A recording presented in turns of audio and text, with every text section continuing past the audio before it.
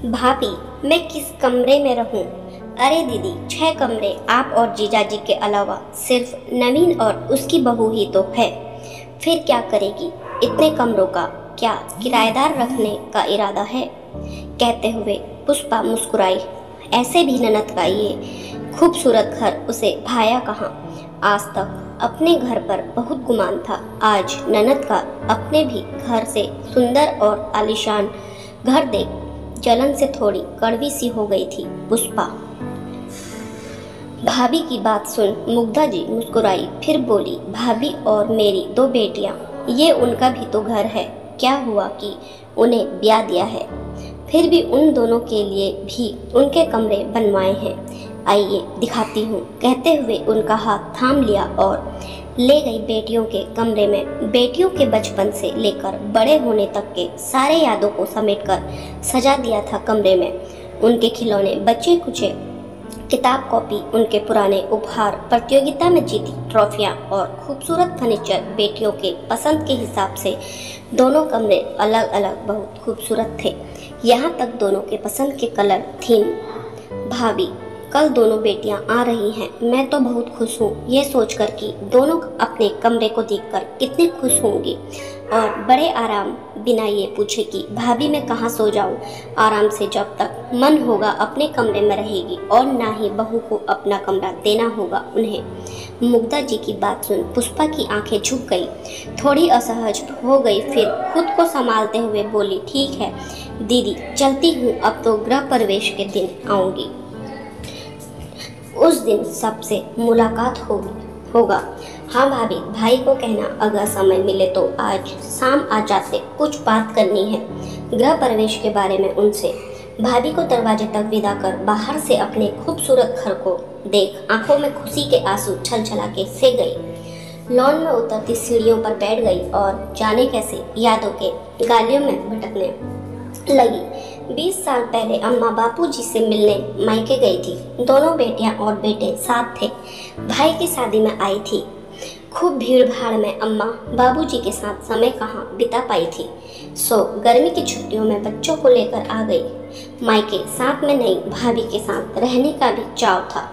घर में कुल 3 कमरे, एक अम्मा बाबूजी का, एक नई आई भाभी और भाई का और बैठक खाना। हाँ, घर के बीचों बीच बड़ा सा आंगन और उससे लगे बरामदे भी थे। दिन तो खूब मस्ती से बीता पूरे दिन आंगन और बरामदे में सभी के साथ, लेकिन रात होते ही कैसी कश्मकश सी हुई मन में। खाना पीना खाने के बाद बच्चों को नींद आने लगी तो ध्यान आया बच्चों को सुलाए कहाँ। बैठक खाने में भी गांव के पंडित जी ने डेरा जमा रखा था। 2 दिनों से उनका कोई रिश्तेदार बीमार था, वो आए थे देखने। आज मुग्धा हैरान और विस्मित सी थी। ऐसा लगा जैसे किसी अनजाने से घर में आ गई थी। वो घर, वो आंगन जिसमें बचपन बीता, जिसे सजाने संवारने के लिए माँ के साथ जा कितने जतन कर रही थी, आज वही घर उसे परायेपन सा का एहसास क्यों दिला रहा है। आंखों में आंसू आ गए। जाकर धीरे से भाई से पूछा, भाई बच्चों को कहाँ सुला दूँ? ये शब्द बड़े मुश्किल से निकले। ऐसा लग रहा था जैसे अभी गला फट सा जाएगा अगर जोर से न रोई तो। बस एक नज़र भाई से मिलाया तो दोनों की आंखें झुक गई। अरे दीदी, कमरे में सुला दो बच्चों को, वही सो जाओ। मैं मतलब तुम्हारे कमरे में ही। पुष्पा देखो तो बच्चों को नींद आ रही है, बिस्तर पर सुला दो ले जाकर। पुष्पा रसोई से हाथ पोंछते हुए, हाँ अभी अम्मा बापूजी के कमरे में बिस्तर लगा देती हूँ दीदी, और बच्चों के बस जरा सभी को खाना खिला दो। कहते हुए बेपरवाह सी वो चली गई। राजीव और मुग्धा ने एक दूसरे को देखा, फिर राजीव उठ खड़ा हुआ, बच्चों को गोद में लेकर कमरे में सुला दिया और बहन का हाथ पकड़ा बोला, दीदी उसके पास दिमाग नहीं है, छोड़ो, तुम यही सोओगी, मैं और पुष्पा बाहर आंगन में सो लेंगे। भाई का हाथ पकड़ मुग्धा बोली, मेरे पगले भैया, नई दुल्हन को बाहर आंगन में सुलाएगा बुद्धू कहीं का। मैं सच अम्मा बाबूजी के कमरे में सो लूँगी और अच्छा है ना, उसी बहाने थोड़ा और नज़दीक रह लूँगी। तू चाहे तो 3 बच्चों में से किसी एक को अपने पास सुला ले, 2 के साथ मैं आराम से सो लूँगी। कहते हुए भाई का माथा सहला दिया मुग्धा ने। जब राजीव से दीदी का हाथ पकड़ते हुए कहा, दीदी ऐसा क्यों होता है कि घर में बेटियों के नाम के कमरे नहीं होते? होना चाहिए ना।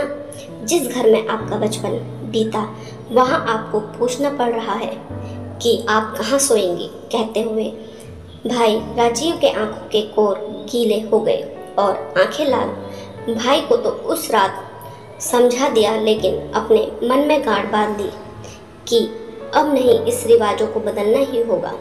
अब मायके में बेटियों का स्थान रखना होगा।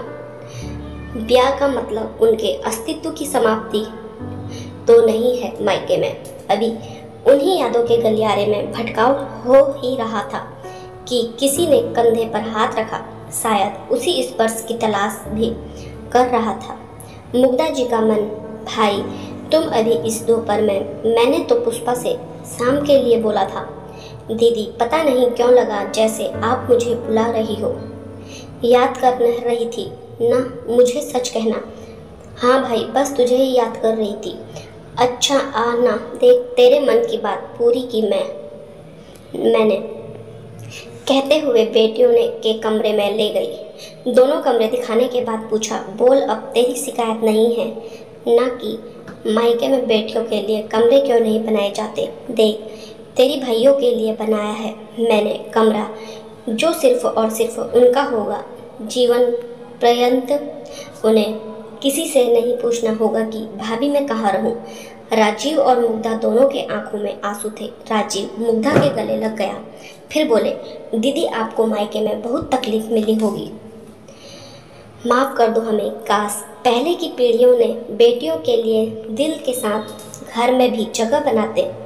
मुग्धा की आंखों में आंसू थे। भाई का सिर सहलाकर बोल, बूढ़ा होने चला तू, अब कब तक ऐसे छोटे बच्चे सा रोएगा और मुझे रुलाएगा?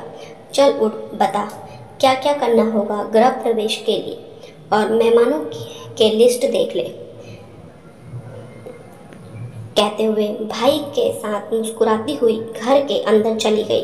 घर जिसमें बेटे के साथ बेटियों के लिए भी सम्मान के साथ जगह थी। आपको कहानी कैसे लगी कमेंट करके कमेंट बॉक्स में जरूर बताएं, और हमारे चैनल पर नए हैं तो चैनल को लाइक शेयर सब्सक्राइब करना ना भूलें। धन्यवाद।